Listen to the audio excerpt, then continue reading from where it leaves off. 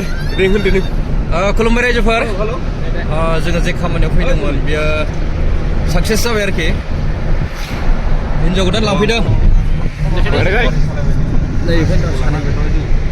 जोंहाथ' मोखां खन्थेदों दाहाय नुगोन आरोखि जों ओमफ्राय हौवा गोदानफ्रा नै हौवा गोदानफ्रा सानै बिसोरो लाबोगासिनो ओमफ्राय अरिजिनेल फिसाया बेनो माबाग्राया थेखाया फैदोंमोन तामिलनाडुआव बेनो जाबाय रायजोफोर आं फंनैसो बुंनि तामिलनाडु तिरुपुर पालागाम कयम्बटुर केरेला बेजों लोगोसे केरेला जेसेबां बर' हिन्जाव हाबा जानायखौ लाना खारखुमादों जेसेबां जोंनाव केस दं मोनफ्रोमबो केसखौ जोङो नागिर साफा दिहुननानै हमनानैबाबो हरथारगोन आरो जों बे खामानिखौ जेब्लाबो नागारा स्ट्रंलि बेंगलर बड' वेलफेयार एस'सिएशन आरो KBRA नाजानायखौ जोङो अराय सम जोङो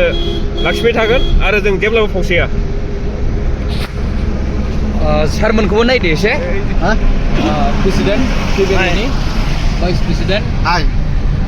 ओमफ्राय स्पिकार BPWनि बिथांमोन पाइलटसोलै गारि सालायदों बारा रायलायनोबो हाला बियो पड़ा दा बेखिनियानो जाबाय आरोखि नोंथांमोन फुल आपडेट मोनगोन दे नोंथांमोनहा थेंक इउ